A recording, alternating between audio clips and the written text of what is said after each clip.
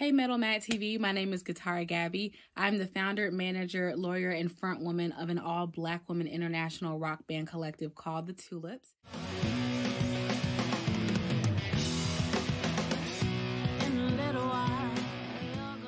Whatever I choose, gotta make it work again. He closely lit the fire.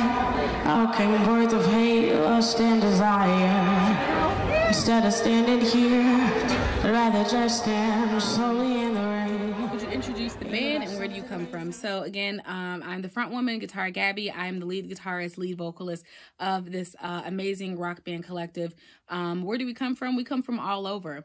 The way that the band is set up is it's a collective. So there are not 4 set members in the band. There is a collective of women, all black women around the world. And I subcontract independent musicians to play with me when I tour to different cities. So we're from everywhere to answer that question. I'm born and raised in Atlanta, Georgia, here in the States, in the Southeast region of the States. I'm based out of Atlanta, so all of my work, my office, all that kind of stuff, and TXLIPS headquarters is based out of right here in Atlanta, Georgia. There are musicians, though, that are in Atlanta. We have some musicians in North Carolina, Chicago, Oakland, California, Los Angeles, California, London, Canada. So we're kind of all over the place, but we all come together and present this magical performance whenever we tour and do shows together. Guitar Gabby, could you tell us more about Musicology? So Musicology is one of 2 full-length albums that I was releasing this year. Musicology is a blend of a different side of my writing that people are not necessarily familiar with, because a lot of my my music through the TXLIPS Band, on the TXLIPS Band platform, if you look up all of our music, all of that music I wrote from my college years and wrote from a place of going through, relationships, trial and error, hardships in life, all that kind of stuff. And so the TXLIPS Band music was born out of that struggle that I went through in my first couple of years of my undergrad at Spelman College. Musicology is a blend of Joe Satriani inspired licks. I'm a really big fan of Joe Satriani. Some Jimi Hendrix vibes, a lot of different type of things all come together and mesh into one. And so Musicology will kind of give you a softer side, give you a taste into what my love ballads are like. My instrumentals, you'll hear a lot of instrumental guitar work that's happening. And so Musicology is basically birthed out of that. So that's Musicology versus my second full-length album that's going to be coming out under the TXLIPS Band at the very end of this month, July 31st. It's called The Prison of Life. And that album is going to be more hardcore rock and roll, grunge rock and roll undertones that you'll hear. And so once that album comes out, you'll be able to clearly hear the difference between the two. But I write everything, and it's still, it's coming from a place of experience and love and wanting to connect with people in different ways. What are the themes covered in this album? In the Musicology album, some of the themes that you'll hear are, again, like I said, Joe Satriani inspired licks. You'll definitely hear some love ballads, the softer side of my writing. You'll also hear some really cool rock arrangements. One song in particular is called The Gunslinger. And that song, I like to describe it as like a metal Spanish Western type of thing. So it's a blend of a whole bunch of different sounds put together and given to you in a packaged album. So that's Musicology. The Prison of Life themes in that album are more grunge undertones. You'll hear a lot of Nirvana inspired undertones of grunge. I'm a huge fan of Nirvana and the Foo Fighters and anything that has to do with Kurt Cobain, really. But you'll hear a lot of the more rock and roll undertones in that more than you would in Musicology. But those are the themes of both of those projects. We can find the song The Deadpool in a playlist made by the band Nova Twins, Voices for the Unheard. How do you react to that? Did you discover cool artists in this playlist? I actually was not aware that they included my song The Deadpool until you all put that in the interview. So thanks so much to our sisters in rock and roll, the Nova Twins, for including me in their playlist, Voices of the Unheard. I wasn't too familiar with Voices of the Unheard playlist, again, until I saw this interview question. But I did go to the Spotify page and took a look at it, and I was very, very, very honored to be a part of the amazing lineup of artists that were featured on there. I saw some Bad Brains and a whole bunch of other artists that I already listened to. So how do I react to that? double thumbs up, TXLIPS BAND gang sign, and just love. Really, just really appreciative that that we were featured in that playlist. So thanks so much to the Nova Twins. What is your favorite Afro rock metal bands?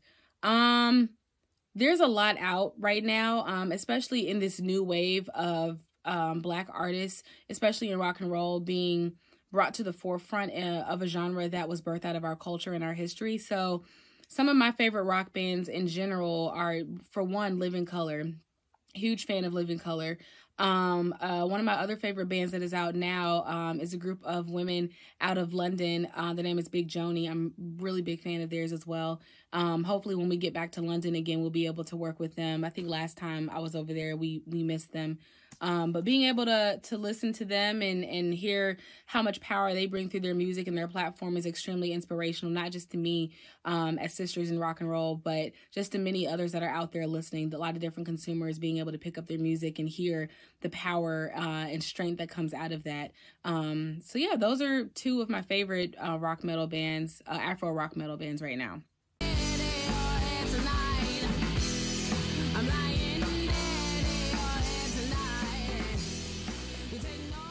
About Black Lives Matter movement, what did you feel when you saw all these manifestations around the world?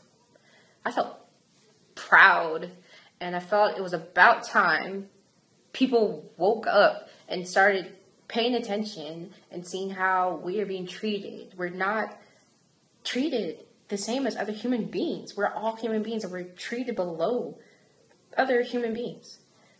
We are not afforded the same rights as other human beings because of the amount of melanin in our skin. I don't get it, but I'm proud that it's a movement, and a worldwide movement, and that it involves young people, and that we are actually enacting change and making a difference. And I feel proud that we are pushing forward the work that our ancestors have done, pushing forward what our parents and our grandparents have done in the past in former movements, and we're taking it that much further. I'm just so proud right now, and I hope we get what we're working for. I hope we finally get to be equal in the eyes of other people. I hope we finally make that change.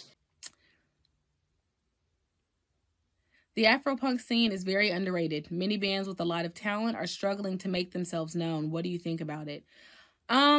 I agree. I think that a lot of, and I say this not just about bands of color or Black bands with regards to Afropunk movement, but just artists in general right now are struggling because the scene is extremely oversaturated on a digital format, and also just in every city that you go to, every major music capital, it's overwhelmed with a lot of different artists and musicians all fighting for the same similar type of things. So I think that, what do I think about that? I think that there's a lot of talent out there. Absolutely. That is not up for debate. But I think that with that comes knowing the business, which is why I use a lot of my platform to help people, specifically musicians and artists, understand that the music business is a business first, and then it's music. It's 90% business, 10% music. So if you don't have the business part in check, and if you don't have your business in order, then it's going to be very hard to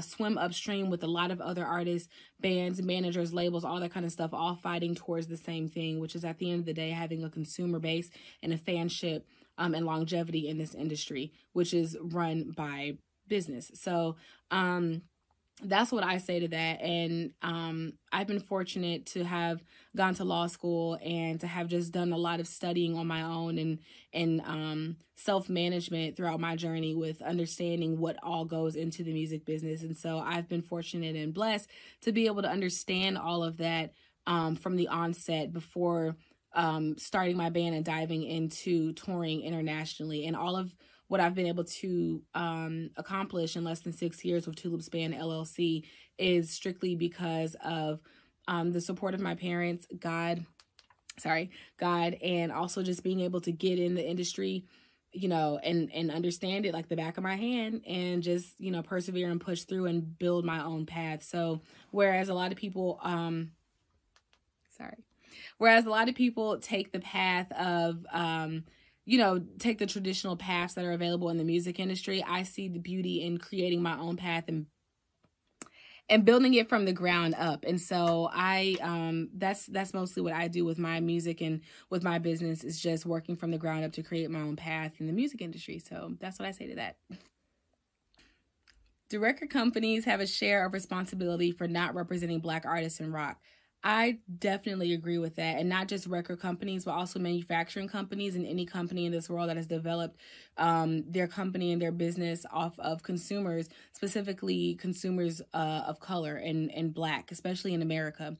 So I think that it's not just the record companies that have a responsibility in that. I think that this is also the responsibility of manufacturing companies to make sure that they put forth their best effort in working with, and I say working with / in conjunction with and not using, because I think that what tends to happen is companies appropriate the voices and the image of Black people in their marketing. And what happens is there's no diversity. There's no real diversity and inclusion that happens. So I personally use my brand, my business, and my networking with companies that I'm endorsed with, such as ESP Guitars, EMG Pickups, and Ernie Ball, 3 of the major companies I'm endorsed with out of 9. But I use my platform to work with these companies and helping them with the diversity and inclusion efforts. So even right now, I'm speaking with ESP about ways that they can do better with their diversity and inclusion. And I think that there's a lot of responsibility that can go around.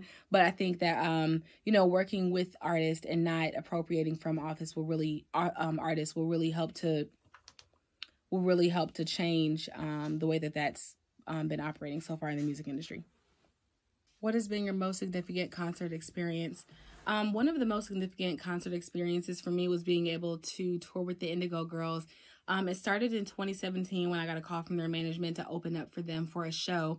And that we did the show, and then that opened up doors to being able to tour with them for about a year and change, ending this past February 2019 in Florida. But we got to tour with them throughout different cities throughout Florida and Georgia, different dates, in conjunction with the tour schedule that I was already on. I was in the middle of my own independent 2-year Queens of the New Age tour. So being able to open up for the Indigo Girls like time and time again can't beat that. So far, I would say that's been one of the most significant concert experiences that I've had. Is there a country that you would particularly like to play? I would love to play in France. I would love to also be able to play in Germany. Those 2 countries are on my list. And then anywhere in Africa. I definitely want to play in Ghana. I want to play in South Africa. And I would love to play in Kenya, just to name a couple of countries. But I don't know, there are countries everywhere that I want to play. I want to go to Alaska. I want to go everywhere. So, and you know, it kind of sucks because I was in the middle of planning my second independent international tour that was supposed to start at the top of 2021, but then COVID happened. So just make sure you follow me on social media at Guitar Gabby and at the TXLIPS Band to catch when that's going to be postponed to. Hopefully we'll be able to get back on tour and on the road within the next year and a half, if not longer. So we'll see. Fingers crossed. Thank you all so much for all the support and the love. I hope to make it over there again, hopefully by the end of 2021, if not 2022. It's crazy to think that the years are to the point where we're saying 2021. You know, that's crazy. But hopefully we'll be able to make it out there and be able to interact with you all in person at a live show.